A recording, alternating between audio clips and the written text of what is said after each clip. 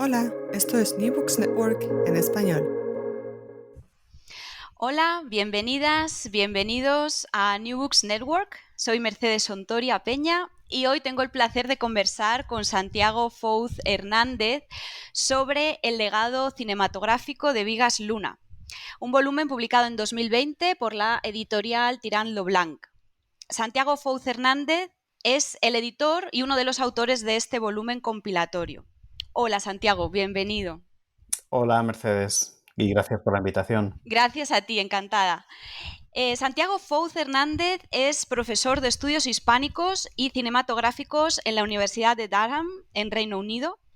Su docencia e investigación se enfocan en aspectos de género, sexualidad, identidad nacional en el cine español contemporáneo.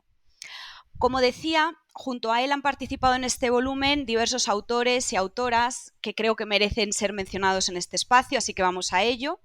Son Marvin de Lugo, Ralph Juncker Jürgen, Antonio Lázaro Rebol, Abigail Losham, Alfredo Martínez Expósito, Alejandro Melero, Gonzalo Pavés Borges, Jorge Pérez, Carolina Sanabria, Jean-Claude Seguin y Rosy Song.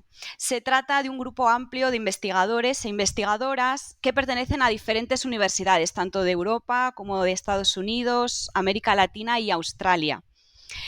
Bueno, Santiago, creo que la primera pregunta no puede ser otra que ¿por qué Vigas Luna y qué posición ocupa este director en tu investigación? Pues muchas gracias por la pregunta. Bueno, intentaré ser breve, pero en realidad para contestarte tendría que remontarme a mi tesis doctoral en la Universidad de Newcastle, en el Reino Unido, hace ya muchos años. Durante los años 90. Y cuando yo hice mi tesis doctoral, pues bueno, yo quería hacerla sobre Vigas Luna, de hecho.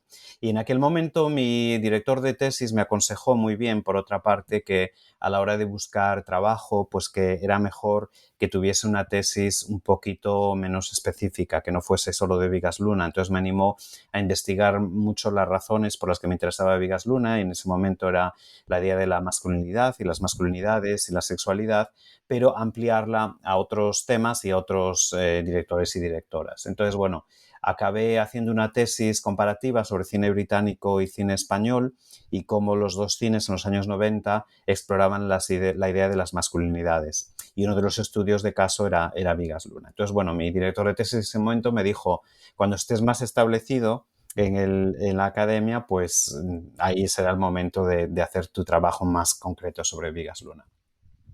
Entonces, bueno, la verdad es que desde entonces, si hablamos de los últimos 20 años, pues he publicado algunos artículos y ensayos sobre Vigas Luna dentro de otros libros que he escrito, sobre todo en concreto fijándome en el tema de la identidad nacional y de las masculinidades, que es algo que también enseño en la Universidad de Durham. Y durante toda mi carrera, por tanto, Vigas Luna ha sido un caso de estudio muy importante, como digo, también en mi docencia. Este libro en concreto es parte de un proyecto sobre cine erótico español, un proyecto que comenzó en parte inspirado por el cine de Vigas Luna y que incluye varias publicaciones. La primera fue un número especial de la revista de la que yo soy miembro de su eh, eh, editorial board, que es Studies in Spanish and Latin American Cinemas, y en el año 2016 salió un especial que edité yo en el que me centré en películas menos comentadas en el mundo académico. La trilogía de retratos ibéricos, de la que probablemente hablemos más tarde, es sin duda la que ha recibido más atención académica, desde luego que en el mundo anglosajón, y a mí me interesaba mucho, pues, siguiendo el fallecimiento de Vigas Luna en el 2013, dedicarle un número especial de la revista, pero centrándonos más en películas menos comentadas, como era en concreto el caso de Bolaverunt o de La camarera del Titanic, Yo soy la Juani, películas dignas de estudio, pero que habían recibido menos atención académica. Entonces, esa fue la primera publicación en el 2016. Al año siguiente, edité otro libro para la editorial Edinburgh University Press, un libro en inglés que se llama Spanish Erotic Cinema, también un libro, volumen con muchas autoras y autores, algunos coinciden de hecho con esta colección, y este libro es el tercer volumen de ese proyecto. Estoy además haciendo un libro monográfico sobre Bigas Luna y, bueno, también una serie de eventos de homenaje al director que se llama The Bigas Luna Tribute, que desde el año 2014 estoy organizando con su hija Betty Bigas. Empezamos en San Francisco y hemos seguido durante todos estos años, el año pasado online, a raíz de la pandemia, pero hemos realizado ya más de 70 proyecciones en todo el mundo, en Costa Rica, Australia, Estados Unidos y en varios países europeos, incluyendo España. Entonces, bueno, me parece que Bigas Luna es un director muy importante, tanto por por lo prolífico que era, ¿no? A la hora de producir una obra tan amplia que no solo incluye sus películas, sino también su obra artística y la relación que hay entre ellas. Y me pareció también un director que, a pesar de tener una obra muy importante, ha recibido mucha menos atención académica que otros directores de cine español. Por eso me parecía muy importante dedicarle este proyecto y este volumen, como digo, es parte del mismo. Ujú. Muchas gracias por responder de manera tan amplia. Tengo que añadir a todo esto que has dicho que también tuviste una aparición en televisión española recientemente, ¿verdad? En el Sí, programa Días de Cine, ¿verdad? sí, Eh, sí, en mayo. Exactamente. Antes de la transmisión de dos de las películas de Bigas Luna, fue muy interesante también bueno, que aparecieras en este programa. Bueno, vamos a hablar ya del volumen en sí. ¿Nos puedes explicar un poco cómo está pensado, cómo se disponen sus capítulos, cómo es la estructura? Ujú. Bueno, pues la estructura es muy sencilla en realidad. Como digo, una de las motivaciones para este proyecto era el dedicarle un espacio a Bigas Luna y no existía ningún libro hasta la fecha, con excepción del libro monográfico de Carolina Sanabria, que es una de las autoras de este libro, que cubriese toda la filmografía de Bigas Luna. De hecho, el libro de Carolina salió en el 2010 y no llega a cubrir el trabajo póstumo, por ejemplo, ni tampoco su última película en vida, Didi Hollywood, acaba con Yo soy la Juani. Entonces me parecía muy importante tener un libro, como hay para muchos otros directores importantes, que cubriese cada una de sus películas. La idea original era dedicar un capítulo completo a cada película, son 18 películas, incluyendo las dos póstumas. En realidad se quedó en 14 capítulos porque, bueno, la trilogía de Retratos Ibéricos, como está ya tan comentada, pues las tres películas se incluyen en un mismo capítulo, las dos películas póstumas también, en el capítulo que cierra la colección, y en concreto el capítulo de cine erótico pues incluye dos de sus películas, Las edades de Lulú y Lola. Me parecía importante seguir un orden cronológico, un poco también para ver la evolución de sus preocupaciones temáticas y estéticas, pero siempre desde aproximaciones teóricas punteras. Entonces, bueno, la selección era importante para mí, ¿no? No sé si quieres seguir hablando de este tema, sí. Sí, exactamente. Eso es lo que quería preguntarte a continuación, porque como he citado, hay un número importante de investigadores, investigadoras. Has citado ya a una, creo, de las especialistas en Bigas Luna, que es Carolina Sanabria, pero tenemos otros que además están en diferentes países, ¿no? Entonces, ¿cómo fue el proceso de selección? ¿Qué te llevó a pensar en estos y estas autores y autoras? Bueno, pues como dices muy bien, el primer criterio de selección para mí era hablar con especialistas conocidos y conocidas de Bigas Luna. Entonces, la primera persona que se me vino a la cabeza, sin duda, fue Carolina Sanabria. Tengo la suerte bueno, de tener una muy buena relación con ella a lo largo de los últimos años. Ella ha colaborado, de hecho, en muchos eventos del Bigas Luna Tribute. Y bueno, la verdad es que si me remonto a cómo se inició este proyecto, hubo dos motivaciones principales. Una fue el fallecimiento de Bigas Luna y me pareció muy interesante pues producir un libro, un volumen en español que repasase toda su filmografía. Y el otro también era, pues bueno, la necesidad de responder a este evento, lamentablemente evento de su fallecimiento, con una especie de homenaje. Pero también me motivaba mucho tener una especie de acompañamiento a todos los eventos que estaba organizando del Bigas Luna Tribute y también del año de Bigas Luna, del que hablaré más tarde. y crear este libro que como digo, que repase toda su filmografía.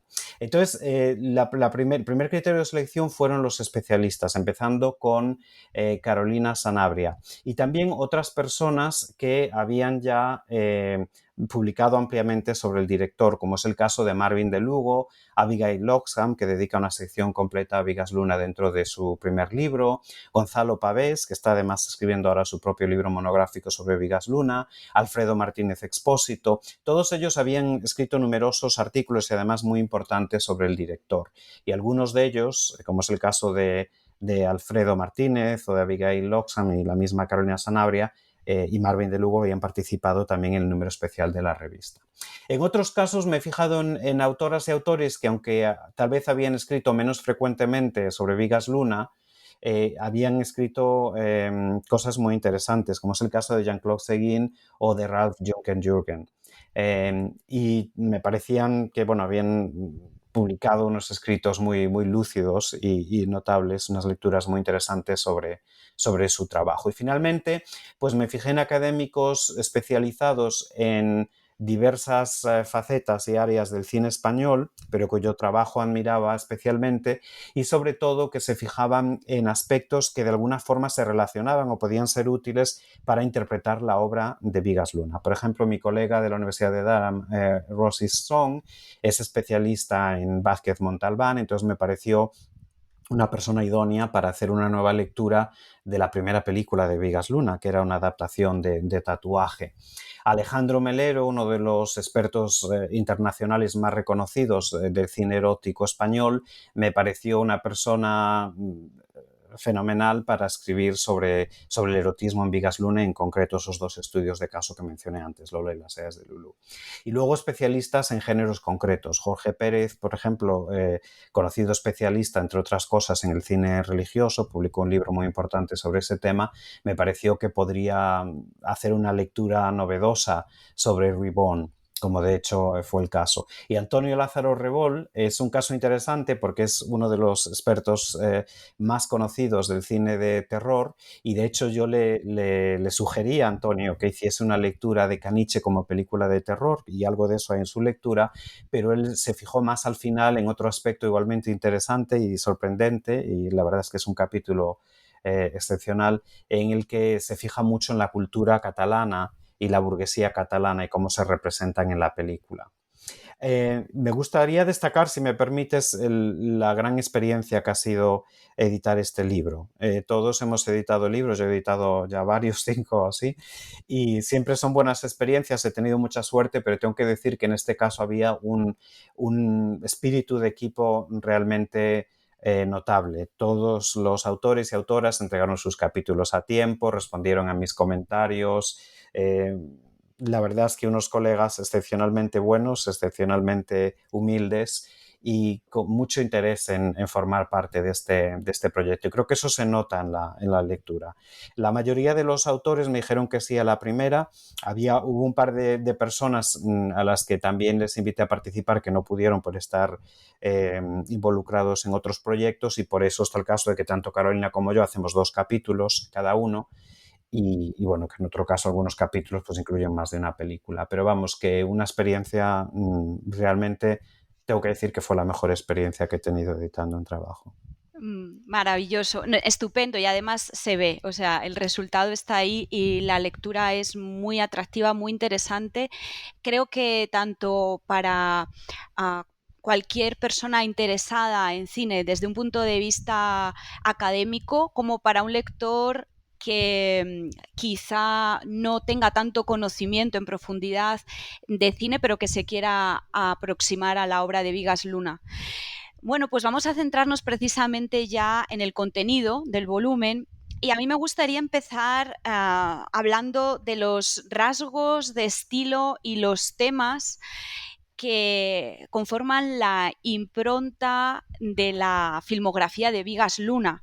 Se habla de estos estilos, de este estilo, perdón, y estos temas a lo largo de todo el volumen.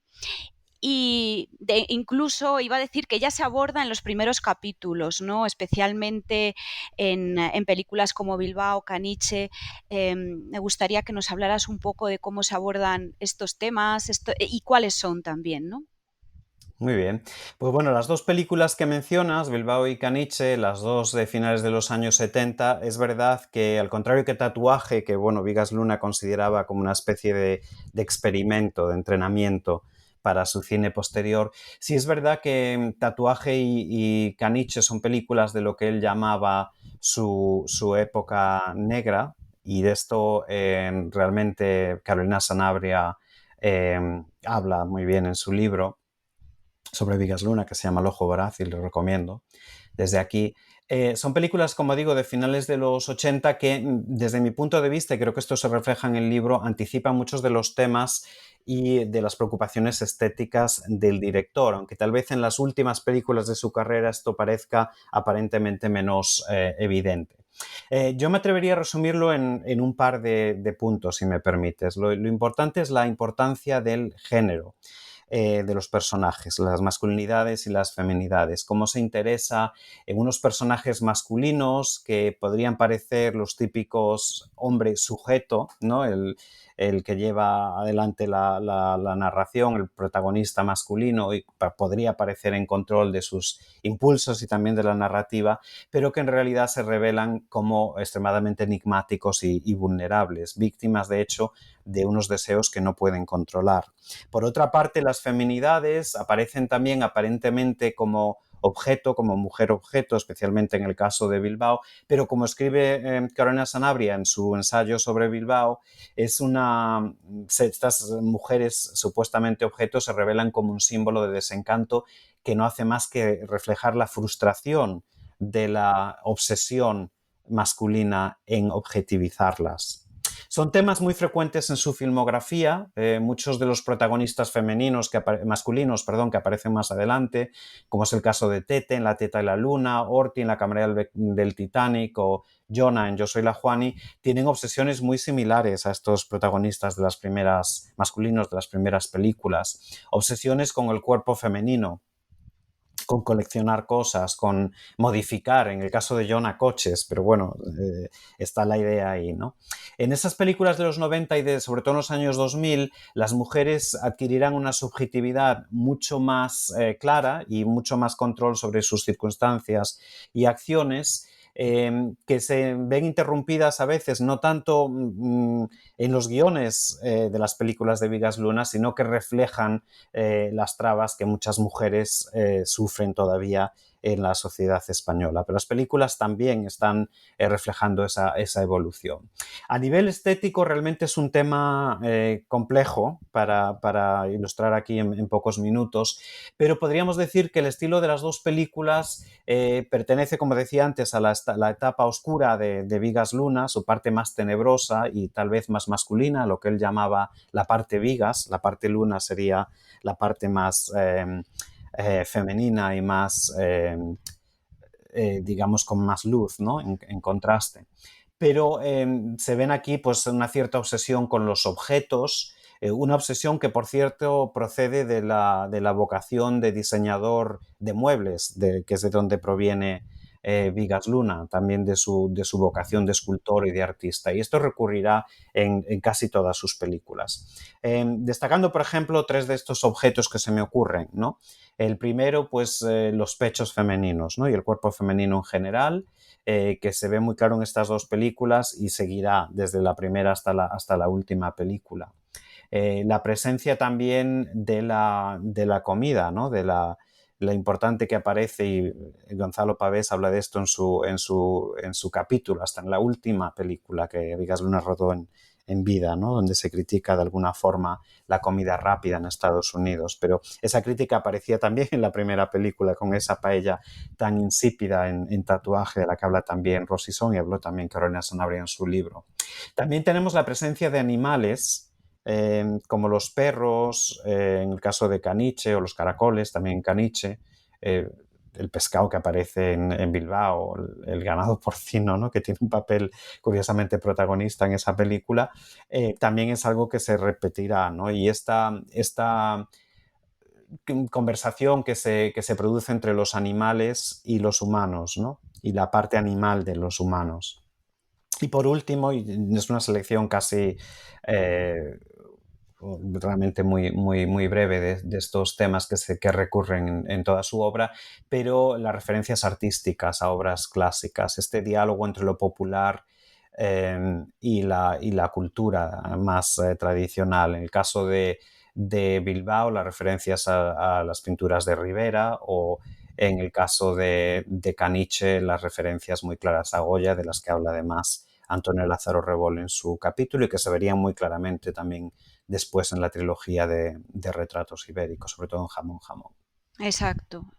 Sí, es verdad, creo que Goya es uno de los motivos recurrentes, ¿no? en la obra, Sin duda. de los que aparecen más.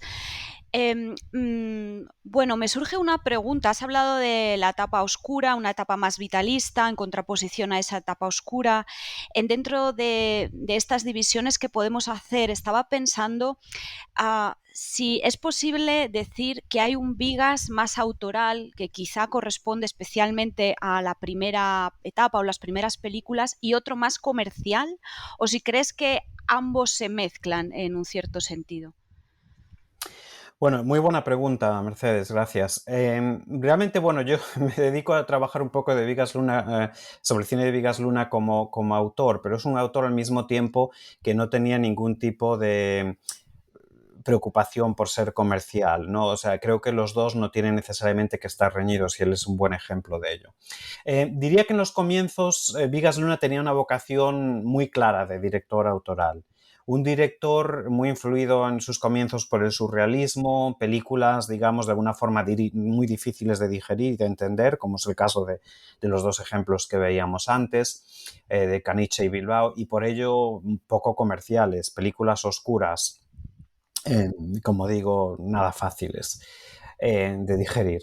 Pero eso mismo le ayudó, yo creo, a conseguir un cierto éxito comercial y una cierta fama, una cierta marca, ¿no? Entonces esas primeras películas fueron en su día muy escandalosas, y esa provocación, consciente o inconsciente, yo creo que muy consciente, forma parte de su arte. Esa intención artística de irrumpir, ¿no? De interrumpir la paz, como decía James Baldwin, que es una parte importante del trabajo del artista, ¿no?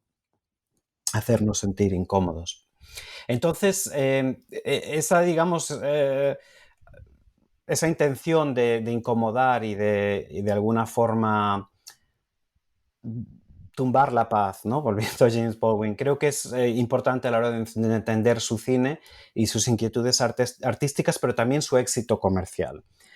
Yo creo que también esa característica ha influido de forma negativa a la hora de que muchas películas se vieron envueltas en escándalos que han confundido mucho y han afectado mucho la recepción de dichas películas, con críticas a veces un poco superficiales desde mi punto de vista, pero que sin duda afectaron de forma negativa, digamos, su marca y el éxito de ciertas películas. Pero bueno, luego nos encontramos con un Vigas mucho más comercial en los años 90, que gozó de grandes éxitos no solo en España, sino a nivel internacional, empezando con la trilogía de retratos ibéricos.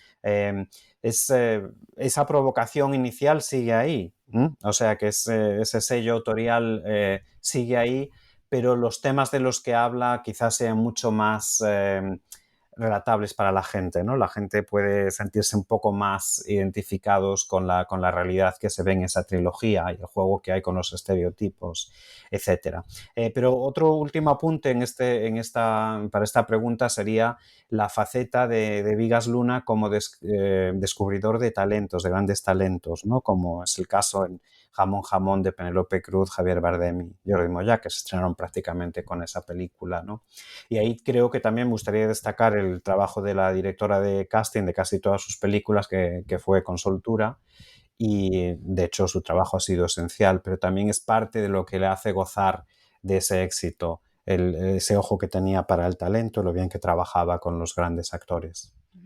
Bueno, muchas gracias por este apunte, porque yo creo que una de las cosas que he aprendido en las conversaciones contigo, Santiago, es que cuando miramos el trabajo de un director hay que mirar también el trabajo del equipo, ¿no? En su conjunto. Sin duda. Bueno, entonces creo que este apunte es muy interesante y probablemente bastante desconocido, al menos para personas que no hemos estudiado el tema en profundidad. Bueno, hay un tema que es recurrente, que atraviesa toda la filmografía de Vigas. Has hecho referencia ya a él, y es el erotismo, ¿no? Este tema también aparece a lo largo del libro y los diferentes autores, incluso tú mismo, os referís a él hablando de lo sensorial, de la imagen, ¿no? La carnalidad de su cine. Se menciona también y se discute un poco hasta qué punto su cine es erótico o es pornográfico. Y tú mismo, además, haces mención al concepto de cinesexuality o cinesexualidad. Eh, ¿Cómo concibe Vigas el erotismo y la sexualidad? ¿Cómo aparecen en sus películas? Bueno, pues gracias, otra gran pregunta. Y además, como hablamos antes de marca autorial y de éxito y de escándalo y de eh, críticas a veces superficiales de sus películas, y claro, el erotismo es lo que más llamó la atención quizás en las películas de Bigas Luna, en parte porque era tan evidente y tan obvio de alguna manera, ¿no? Era un erotismo pues no siempre en todo lo sutil que podría ser, sino que era un erotismo, como te dices, unas películas muy carnales, sin ningún tipo de complejo a la hora de representar la sexualidad. Creo que eso fue otra de las claves de su éxito, porque recordemos, yo siempre pienso que la filmografía de Bigas Luna, que claro, empieza el año después de la muerte de Franco, en el 76 con Tatuaje, y sigue hasta el año 2010, y después con películas póstumas, pues ha ido reflejando también distintas preocupaciones y distinta evolución social también en España, y distintos niveles de aceptación, por ejemplo, de la representación sexual en el cine, ¿no? La sexualidad, entre otras muchas cosas. Entonces, bueno, Alejandro Melero habla muy bien de esto en su capítulo, que es un capítulo esencial en el libro. Y él un poco explora de forma muy inteligente y muy brillante esa diferencia, esa línea, esa cuerda floja entre el erotismo y la pornografía que nadie es del todo capaz de definir, porque de eso se trata. Vigas Luna, como dice Alejandro Melero en su capítulo, jugaba mucho con esto. Le gustaba mucho caminar en esa línea en la que utilizaba estética pornográfica sin llegar a hacer porno, ¿no? Pero se veía, había mucha desnudez en muchas de las películas, muchos primeros planos, incluso de los genitales, pero nunca llegaba a ser pornografía, ¿no?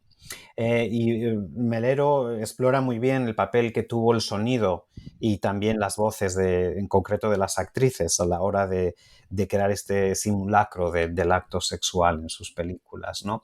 Y de hecho Alejandro también habla mucho de Linda Williams, de su trabajo y de su famoso ensayo sobre los géneros del cuerpo, que ella le sigue llamando a esos tres géneros que además Vigas Luna cultivó también, como son el melodrama, el terror y la pornografía, ¿no? Y bueno, Linda Williams hablaba de estos géneros como géneros del cuerpo porque eran géneros en los que las espectadoras y espectadores se veían involucrados hasta el punto de que digamos que estas películas provocaban reacciones corporales, ¿no? En este caso se refiere a los fluidos. Son géneros en los que la lágrima, en el caso del melodrama, la sangre, en el caso del terror, y en el caso de la pornografía, los fluidos corporales y sexuales son una parte esencial de la película, ¿no? Y de esto habla, como digo, en detalle el capítulo de Alejandro Melero. Con respecto a la cinesexualidad que me hablabas antes y de la que hablo en mi capítulo sobre Bambola, es un concepto de Patricia McCormack, tiene un libro que se llama así, Cinesexuality, que recomiendo también. Ella habla en realidad de películas clásicas de terror italianas y cómo son imágenes abyectas, pero que ella habla un poco del enamoramiento del espectador o espectadora con la imagen. Y es una fascinación con la imagen que llega a tal nivel que elimina la función crítica. Nos llegamos a identificar tanto y acercar tanto a la imagen a través, por ejemplo, de los primeros planos y primerísimos planos, que perdemos esa capacidad crítica de alguna forma, porque la imagen se apodera de nosotros. Y bueno, yo un poco juego con ese concepto en mi lectura de Bambola, aunque al final acabo por concluir que, claro, en Bambola hay ciertos elementos como la violación, la violencia sexual, que hace que, bueno, esa fascinación con la imagen tiene sus límites, ¿no? Porque llega un momento que también crea un cierto distanciamiento crítico. Ujú. Sí, muy interesante todo esto que estás diciendo y que encontramos también en las próximas películas de las que quería hablar y que ya has mencionado, que son la trilogía ibérica, que están formadas por Jamón Jamón, Huevos de Oro, La Teta y la Luna. Continúa también ahí el componente erótico y además alguno de esos elementos que has citado que son recurrentes en su filmografía, ¿no? Los animales, la gastronomía, también el binomio erotismo-gastronomía, los referentes artísticos, ¿no? Pero me querría centrar aquí en otro de los grandes temas, que es el de la identidad nacional. De hecho, esta trilogía se llama Trilogía Ibérica precisamente porque plasma este tipo de identidad y me gustaría profundizar un poquito en este universo, en el universo de estas tres películas y el concepto de identidad. Ujú. Muy bien, muy interesante la pregunta otra vez y bueno, es un tema que a mí me fascina porque bueno, siendo profesor de cine español en una universidad británica, pues llevo ya desde los años 90 enseñando en concreto Jamón Jamón y es una película que a mí yo ya la veo, como le decía un día a Carolina Sanabria, a veces sin volumen, lo cual me hace que me guste cada vez más porque parece un cuadro en movimiento, ¿no? Esas referencias pictóricas que tú dices, no solo de Goya, pero también a lo largo de la trilogía, pues de muchos otros pintores, incluidos Dalí también. Pero la misma obra cinematográfica, la atención que se presta al paisaje, por ejemplo, en las tres películas, de hecho, eh, realmente es fascinante y la convierte para mí una obra como trilogía, una obra completa, una obra maestra para mí. Bueno, con respecto a la identidad nacional, y como digo, es uno de los temas por los que yo enseño estas películas en mis clases, me gustaría llamar la atención sobre, bueno, un par de anécdotas bien conocidas, como es la idea que decía Vigas Luna que le inspiró a escribir con Cuca Canals Jamón Jamón. Y la idea era que él, pues una vez estaba de visita a un amigo suyo inglés, no recuerdo ahora el nombre, lo tengo por ahí apuntado porque he escrito sobre esto en mi nuevo libro, pero y le fascinaba y le llamaba mucho la atención ir a bares españoles donde había, pues bueno, los jamones colgando del techo y goteando incluso grasa en la barra, etcétera, los animales vivos, digamos, los crustáceos en los escaparates de ciertas tiendas, etcétera, ciertos restaurantes. Y un poco le hizo pensar en que, bueno, que España a principios de los años 90, ya integrada plenamente en la Comunidad Europea, como se llamaba en ese momento, la Unión Europea, y pues muy modernizada y con un énfasis muy importante, un lavado de cara muy considerable a principios de los años 90, coincidiendo con todos los eventos del año 92, las Olimpiadas en Barcelona, la capital europea de cultura por primera vez en España, que era Madrid, las celebraciones o no del quinto centenario y bueno, todo lo que estaba pasando en ese momento.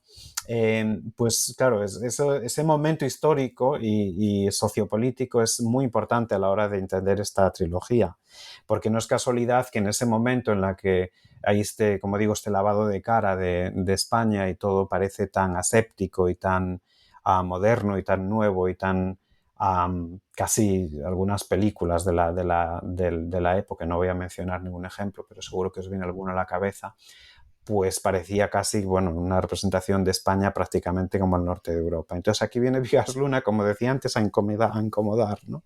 Aquí está lo incómodo, lo que no queremos ver.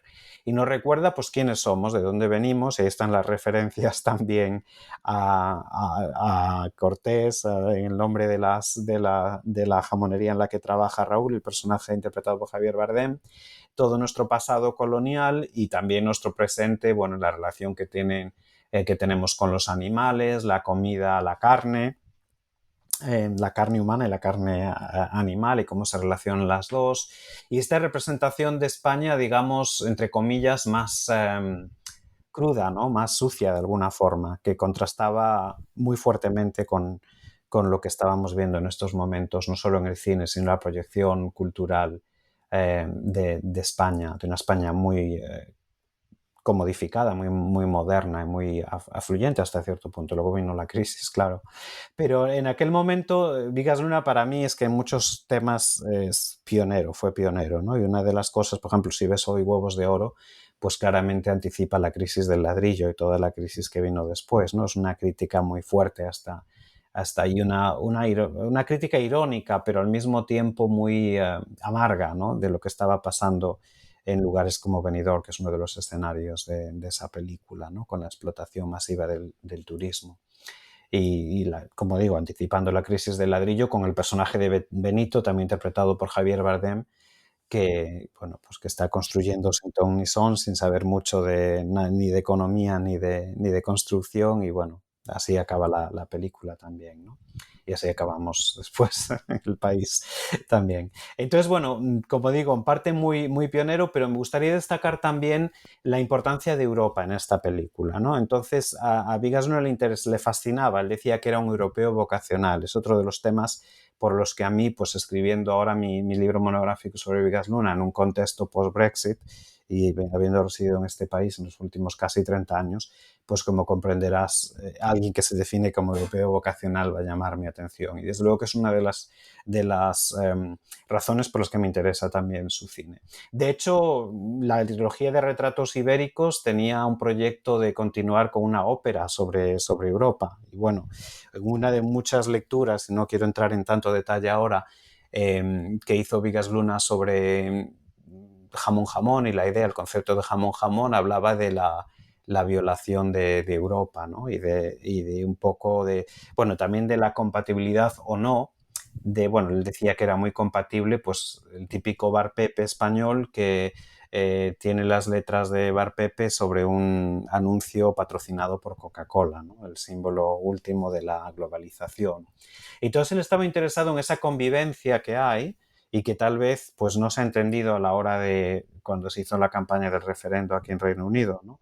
Que tú puedes mantener señas identitarias propias y no solo a nivel español, él hablaba mucho de la identidad ibérica, no son retratos españoles, son retratos ibéricos, y ahí está también, me interesaba también Portugal, hay algún interés en Portugal, pero bueno, un poquito más marginal, pero desde luego que La Teta de la Luna está, como sabes, ambientada en Cataluña y juega con todos los estereotipos catalanes, igual que Jamón Jamón juega con los españoles. Pero me parece muy interesante esa relación entre Iberia y Europa, ¿no? Cómo se pueden mantener, no están reñidas la Coca-Cola o lo que simboliza con el jamón, ¿no? O con el Bar Pepe. Y entonces esa comunión entre los dos me parece realmente fascinante. El último apunte que me gustaría hacer, bueno, dos, si me lo permites. Una de ellas es de nuevo el tema del género, pero que también se relaciona con la identidad nacional. Está el personaje de Bardem como el llamado Macho ibérico. archiconocido macho ibérico, ¿no?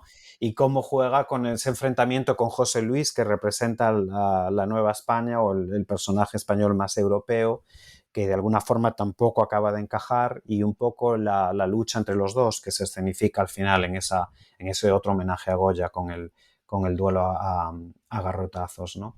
Del final.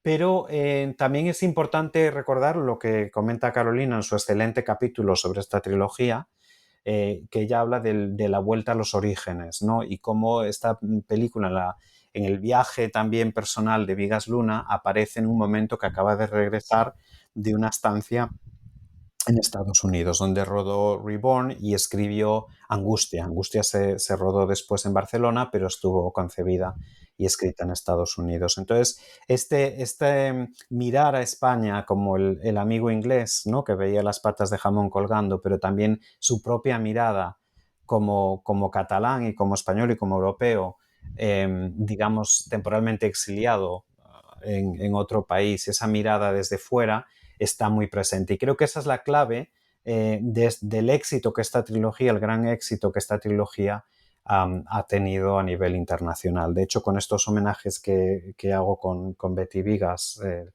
el Vigas Luna Tribute, pues bueno, Jamón Jamón siempre es una película que agotamos siempre las entradas. Ponemos normalmente la trilogía y después otra película, otras dos. y todas tienen mucho éxito, la verdad, pero bueno, jamón, jamón, en algún caso lo hay que poner 2 veces porque literalmente se agotan las entradas, da igual que sea en Australia, en Costa Rica, en Barcelona o en Newcastle, ¿no? Por ponerte Manchester, por ponerte ejemplos de lugares en los que hemos estado. Entonces, me parece muy importante el tema internacional visto desde fuera, ¿no? Y es ahí donde encaja en la trayectoria personal y artística de Vigas Luna. Bueno, has citado Angustia. Y me gustaría un poco comentar uno de los aspectos que me parecen más interesantes de este largometraje y que trata también Jean-Claude Seguin en su capítulo. Y es que Angustia, según Jean-Claude Seguin, pone el acento en el aspecto metaficcional, ¿no? Recordemos que Angustia es una película que se articula en 3 niveles, ¿no? Nosotros como espectadores estamos viendo una película donde a su vez hay espectadores que ven una película y hay una tercera película dentro de esa, ¿no? Entonces, bueno, teniendo en cuenta cómo hay esta reflexión sobre el hecho de hacer cine, de mirar cine, y teniendo en cuenta también esa reflexión sobre la imagen y esa conciencia narrativa de la que hace gala en otras películas y se cita además este aspecto en los capítulos que están dedicados a La camarera del Titanic, a Volaverunt, a Son de Mar. Es un aspecto un poco complejo y quizá daría para mucho que decir, pero quizá nos puedes resumir un poco esta preocupación de Vigas sobre la imagen y sobre el hecho de hacer cine dentro de sus películas, ¿no? Uh-huh. Sí, pues sin duda otro de los temas interesantes en la obra de Vigas Luna, además de la metaficción, como tú dices, es un poco la confusión que se establece a veces entre la realidad y la ficción.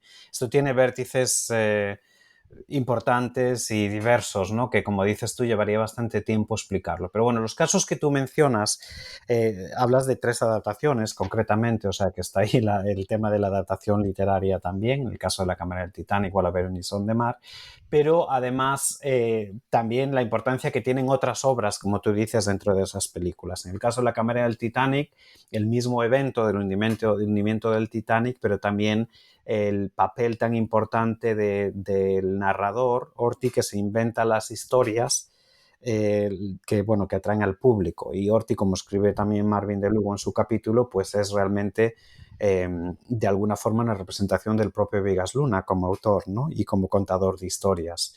¿Y qué ocurre cuando creas ficción a raíz de un hecho real, ¿no? ¿Qué es real, qué es no real? ¿Cuál es el papel de la protagonista María? ¿Hasta qué punto es otra de esas mujeres objeto que se ha inventado Horthy, en este caso con una intención más romántica que sexual, pero al mismo tiempo que la realidad es bien distinta, ¿no? Interesantísima esa película, yo la recomiendo a todo el mundo, sino, de hecho una de las que ha tenido mejores críticas de Vigas Luna, pero que se ve muy poco. El caso de Volaverunt, tenemos la obra, evidentemente, de Goya y las majas, ¿no?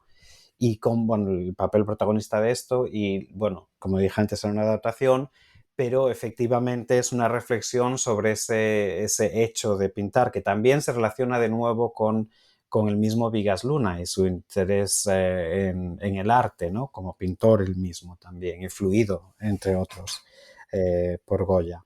Y bueno, y en Son de Mar, pues claro, al ser el protagonista, profesor de literatura, pues como dice también el capítulo sobre Son de Mar, pues tenemos el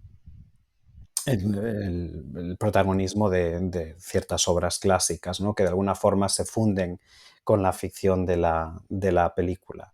Es un caso, bueno, confusión creada en este caso por el mismo protagonista, ¿no? De la película, que digamos de alguna forma escenifica esas obras en su propia vida.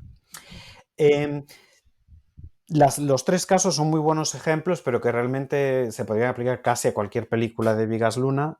También hablaste antes de Angustia, donde se hace este juego con las distintas capas del cine dentro del cine y la película que están viendo, y luego vemos otra película en la que ven a alguien una película. Y entonces, de alguna forma, lo que esto hace es revelar de forma muy posmoderna, en realidad, la construcción de la película, ¿no? Nos hace recordar que estamos viendo algo, como dice de hecho una de las protagonistas de Angustia que está en el cine, y dice, mira, no te preocupes que esto es ficción, ¿no? Le dice a su amiga que está aterrorizada. Esa amiga aterrorizada sin duda representa a la espectadora o espectador que está viendo esa película, y de alguna forma agradecemos que nos recuerde un personaje ficticio, que nos esté recordando dentro de la ficción de la película que es una película, pero ojo que después esa chica sufre de verdad las consecuencias de alguien que está haciendo algo parecido a lo que se está viendo en esa película de terror. Y nos hace pensar en la última capa, que somos nosotros mismos, qué puede pasar pues, cuando estás viendo esta película, sobre todo si la estás viendo en el cine, ¿no? Entonces, eso crea distanciamiento, pero al mismo tiempo a mí lo que me encanta de estas películas, y lo que me parece realmente fascinante, es que Vigas Luna juega con, por una parte, ese enfrentamiento, ese distanciamiento con la ficción, y al mismo tiempo nos confunde metiéndonos dentro de la película, porque nosotros somos ese espectador que está en la tasca viendo a Orti contar la historia de la camarera del Titanic, o somos esas espectadoras que están en el cine viendo The Mummy, ¿no? Cuando en realidad nosotros estamos viendo otra película que se llama Angustia. Efectivamente, todo este énfasis del que hablabas en los sentidos, los olores, la gastronomía, el sabor, el tacto, todo esto nos acerca a las películas al mismo tiempo que parece que nos pone ciertos límites, porque nos está recordando que esas películas son ficción. Entonces esta mezcla entre el distanciamiento y la acercación, el acercamiento, perdón, esta apelación a los sentidos y a los espectadores y espectadoras que hace constantemente en sus películas, me parece realmente fascinante. Y por eso creo que las películas las hay que ver varias veces, también un poco para entenderlas y poder fijarse en todos estas capas que hay, ¿no? Estos aspectos. Pero bueno, si la ves una vez, también vale, ¿no? Porque de alguna forma te vas a sentir, yo creo, bastante involucrado en lo que estás viendo o involucrada, ¿no? Y al mismo tiempo está esa llamada de atención a que lo que estamos viendo es solo ficción.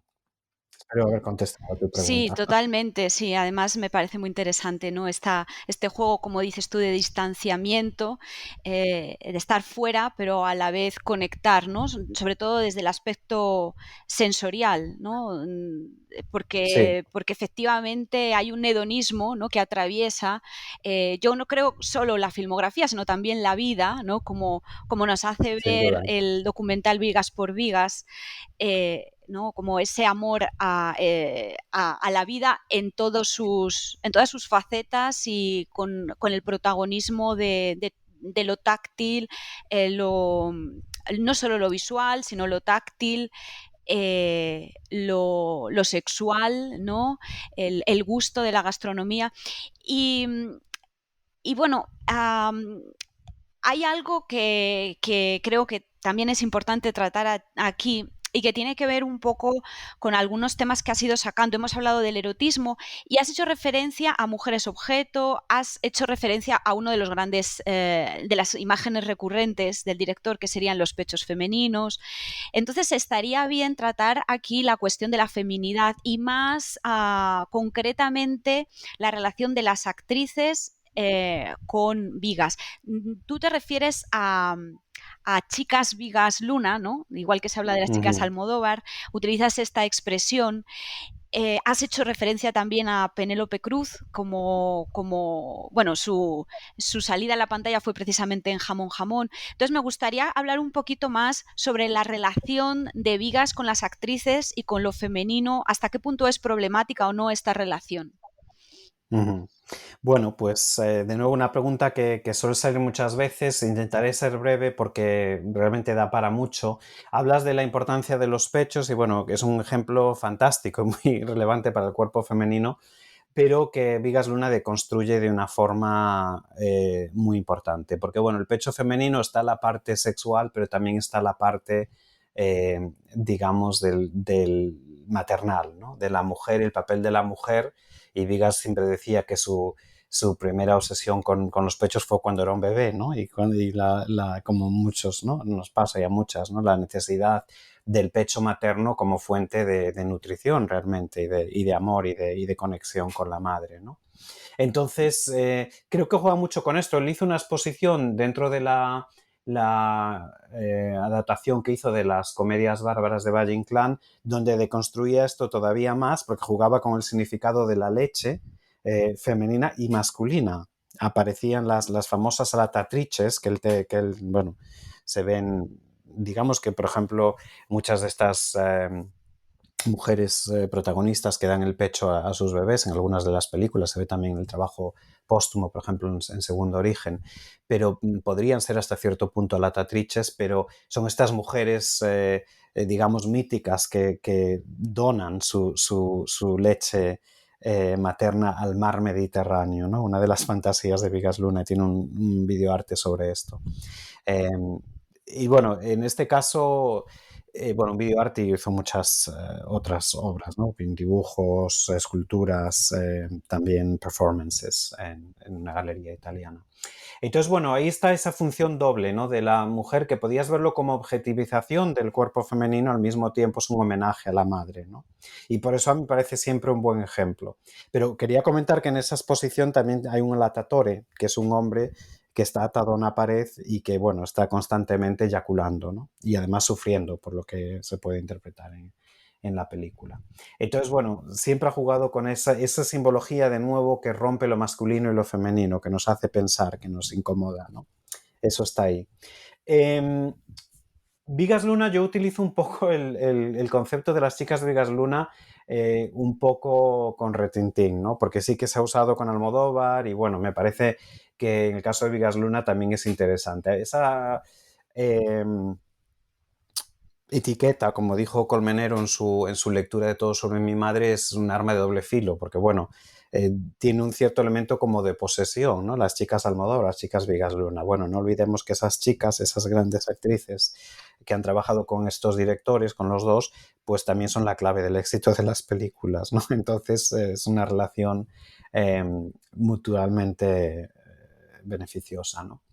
Me pareció interesante jugar con eso en parte para borrar esa idea que había del Vigas Luna como más sexista, etcétera. Yo creo que, como siempre, esto ya sé que va a sonar como una disculpa, como algo fácil o defensivo, que está todo, lo que uno interpreta está más en los ojos del que lo ve que en la obra mismo. La obra está ahí y cada uno puede interpretarla de una forma o de otra, ¿no? Sí, es verdad que hubo escándalos muy conocidos de los que hablo en mi capítulo de Bámbola, en la primera sección de Chicas Vigas Luna, como, bueno, por ejemplo, Isabel Pisano, que, bueno, era amiga del director, la protagonista de Bilbao, y que luego en el libro que escribió Sombras de Vigas, Luces de Luna, en ese libro, que es una gran entrevista larguísima con el director, en el que repasa toda su filmografía, le acusa un poco de haber coartado su carrera como actriz, porque dice que después de Bilbao nadie la llamaba.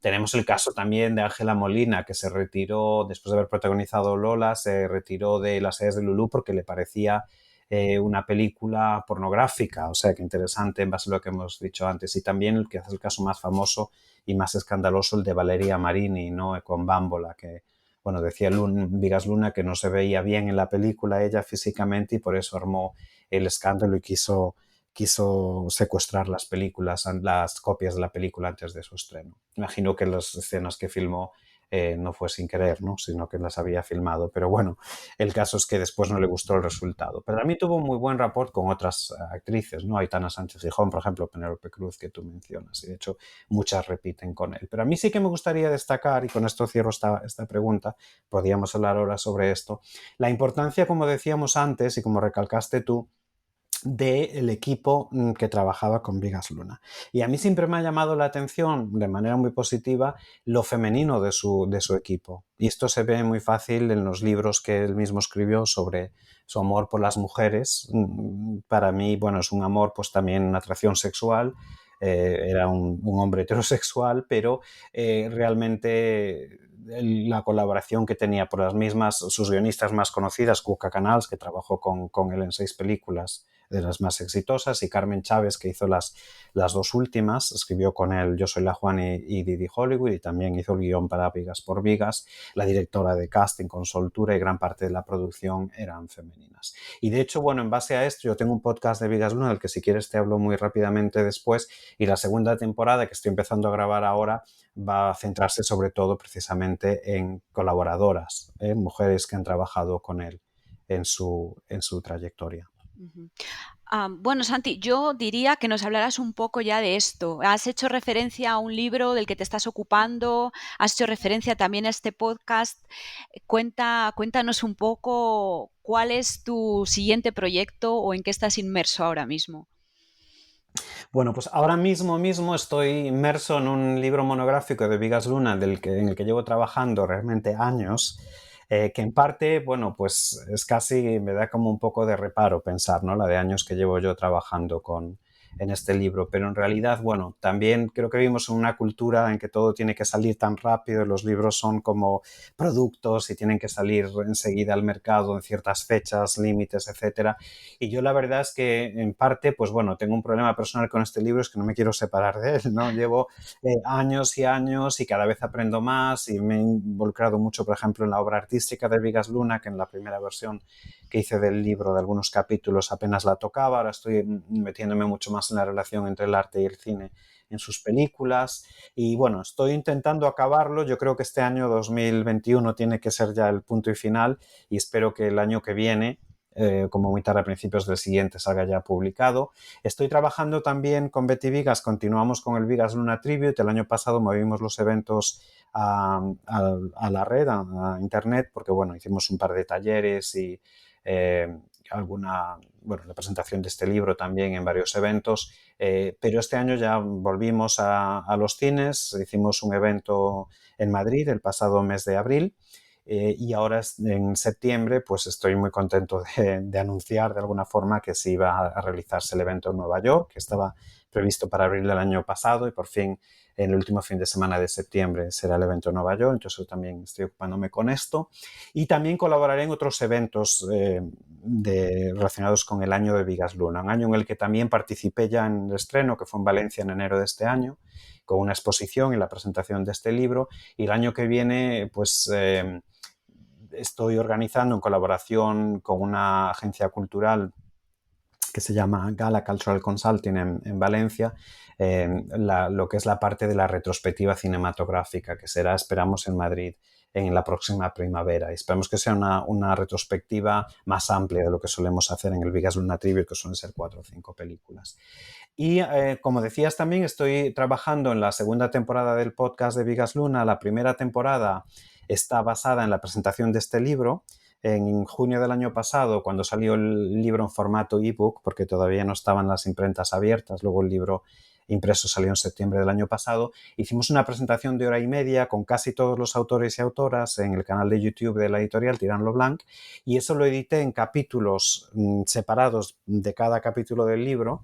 Y lo ilustré con imágenes de las películas y eso lo convertí en un podcast que tiene 19 episodios, está ya disponible, si buscan Bigas Luna en Apple o en cualquier Spotify o en cualquier plataforma lo encontrarán y la segunda parte la estoy empezando ahora a grabar, como digo, con colaboradoras de Bigas Luna. Entonces será interesante, estoy pensando entre 7 y 10 capítulos, tengo ya 6 apalabrados y tengo pendiente también la revisión de mi libro Cuerpos de Cine que salió en 2013, estoy trabajando en una segunda edición revisando un poco los capítulos, espero que salga en el 10º aniversario en 2023 y por último voy a empezar un proyecto más grande, que es otro libro que voy a coescribir con Alfredo Martínez Espósito de la Universidad de Melbourne y que será la continuación de nuestro libro Live Flesh, que salió en el 2017, un libro sobre masculinidades y cuerpos masculinos en el cine español y en este segundo libro, en este segundo volumen que vamos a empezar pues, en los próximos 2 años o así, ya tenemos un poco el esquema y interés de varias editoriales,